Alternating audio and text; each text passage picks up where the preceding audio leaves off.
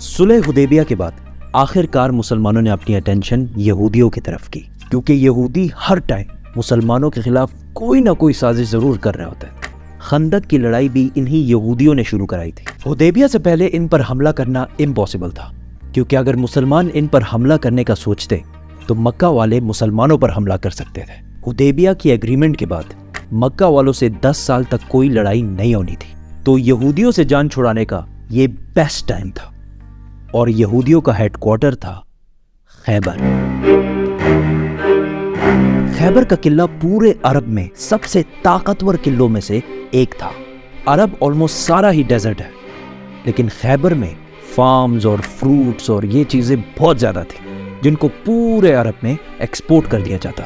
और उससे जितना पैसा बनता था उस सारे को यहूदी इस किले में सेव करके रखते थे, क्योंकि उनको पता था कि खैबर को फतह करना इम्पॉसिबल है। मुसलमानों ने बहुत ही सीक्रेटली खैबर पर हमले की तैयारी शुरू कर दी, लेकिन मदीना के मुनाफिकों ने पहले ही खैबर वालों को बता दिया कि भाई सिर्फ 1500 लोगों की फौज तुम्हारे तरफ आ रही है और तुम लोग तो वैसे भी बहुत ज्यादा हो, आराम से इनको हरा देना। यहूदियों ने भी इस खबर को बहुत लाइटली लिया।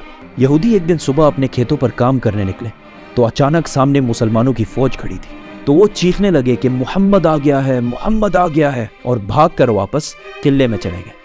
खैबर मदीना से ऑलमोस्ट 150 किलोमीटर दूर है, और अगर आज भी गाड़ी में जाए तो 2-2.5 घंटे लग जाते हैं। और खैबर के इस किले के 2 मेन हिस्से थे, एक हिस्से में 5 बड़े किले और दूसरे हिस्से में 3 किले थे। तो मुसलमानों ने पहला हमला खैबर के इस किले पे किया। पहला किला फतह करने की बहुत कोशिश के बावजूद कोई फायदा नहीं हुआ। तो रसूलुल्लाह सल्लल्लाहु अलैहि वसल्लम ने कहा कि कल मैं एक ऐसे आदमी को झंडा दूंगा, और झंडा देना मतलब एक ऐसे आदमी को लीडर बनाऊंगा जो अल्लाह और उसके रसूल सल्लल्लाहु अलैहि वसल्लम से मोहब्बत करता है और अल्लाह और उसके रसूल उससे मोहब्बत करते हैं। सारे सहाबी इस उम्मीद में थे कि काश ये झंडा हमें मिल जाए। इवन हजरत उमर रज़ी अल्लाह ताला अन्हु ने कहा कि मैंने कभी भी जिंदगी में लीडरशिप की ख्वाहिश नहीं की सिवाय खैबर के इस दिन की। रसूलुल्लाह सल्लल्लाहु अलैहि वसल्लम ने सारे बड़े उम्र के सहाबा छोड़कर झंडा सिर्फ 29 ईयर ओल्ड अली बिन अबी तालिब के हाथ में दिया। तो हजरत अली ने खुश होकर कहा कि मैं आखिरी दम तक इनसे लड़ूंगा।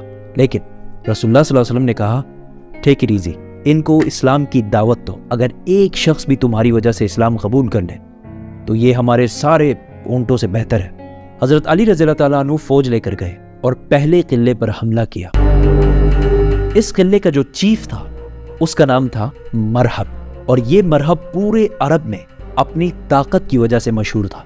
मतलब इससे लड़ने का कोई सोच भी नहीं सकता। उसने सामने आकर मुसलमानों को चैलेंज किया, तो हजरत अली रज़ी अल्लाह ताला अन्हु सामने गए और क्वाइट इजीली उसको हरा दिया, जिसकी वजह से इसकी जगह हजरत अली पूरे अरब में एज अ वॉरियर मशहूर हुए। इसी के साथ लड़ाई शुरू हुई और काफी खतरनाक लड़ाई हुई, और यहूदी भी बहुत जोश से लड़ रहे थे, क्योंकि वो भी अहले किताब हैं, उनके लिए भी जन्नत, शहादत, ये सारे कॉन्सेप्ट्स तो हैं। जंग काफी देर तक चली, लेकिन आखिरकार यहूदी इस किले को खाली करके दूसरे किले में चले गए, और इस तरह खैबर का पहला किला फतह हो गया।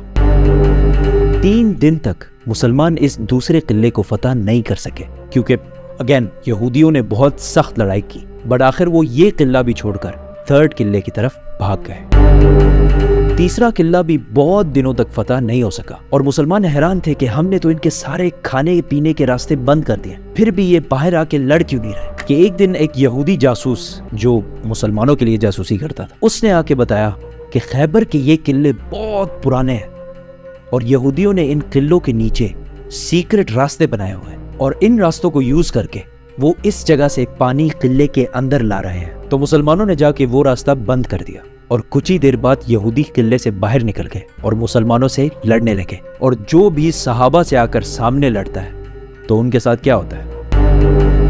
3 किले फतह करने के बाद 4था किला भी मुसलमानों ने इसी तरह आसानी से फतह कर लिया, और यहूदी 4थे किले को भी छोड़कर 5वें और आखिरी किले की तरफ चले गए। 5वां किला फतह करना इम्पॉसिबल था, क्योंकि ये एक पहाड़ के ऊपर बना हुआ था, और जो भी इसके पास जाता यहूदी उसको तीर मार मार के भगा देते। इसीलिए यहूदियों ने अपने औरतों और बच्चों को भी इसी किले में रखा था, और यहूदियों का सारा माल, गोल्ड, सिल्वर, एवरीथिंग, सारा कुछ इसी किले में पड़ा हुआ था। और अगर हिस्ट्री ने हमें एक चीज सिखाई है, वो ये है कि सबसे ज्यादा पैसा हमेशा यहूदियों के पास पड़ा होता है। तो अगेन मुसलमानों ने बहुत कोशिश की इस किले को फतह करने की, बट इट वाज इम्पॉसिबल। यहाँ पे और कोई रास्ता जब नहीं था तो रसूलुल्लाह सल्लल्लाहु अलैहि वसल्लम ने टेक्नोलॉजी का फुल यूज करते हुए रैम्स और कैटapults को सामने किया और यहूदियों पर बमबारी शुरू कर दी और इस किले के दीवारें तोड़ने लगे। और बहुत कोशिश के बाद आखिरकार किले की एक साइड की दीवार गिर गई और ये देखते ही मुसलमानों ने फुल फ्लेज हमला कर दिया और यहूदी औरतों, बच्चों, गोल्ड, सिल्वर सब छोड़ के वहां से किले के दूसरे हिस्से में भाग गए।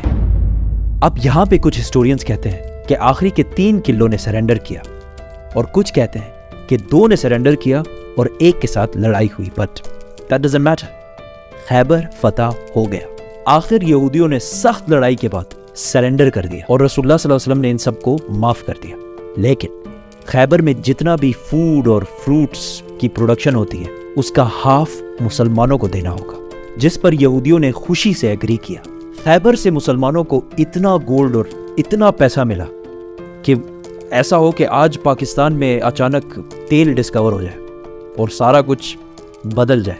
इवन हजरत उमर रज़ी अल्लाह ताला अन्हु ने कहा कि हिजरत के 7 साल बाद पहली बार खैबर में हमने पेट भर कर खाना खाया। जो मुसलमान मक्का से हिजरत करके मदीना आए थे उन सब ने अपने मदीना के भाइयों को पैसे वापस कर दिए। खैबर की इस जीत ने मुसलमानों को एक गरीब कम्युनिटी से अरब की सबसे पावरफुल और रिच कम्युनिटीज में से बना दिया। अब यहाँ पे एक क्वेश्चन है, अरब में इतने यहूदी आए कहाँ से? और मक्का में तो एक भी यहूदी नहीं था। सारे यहूदी मदीना और इसके साइड साइड में क्यों रहते थे? ये 1000 साल पुरानी कहानी है। सब्सक्राइब।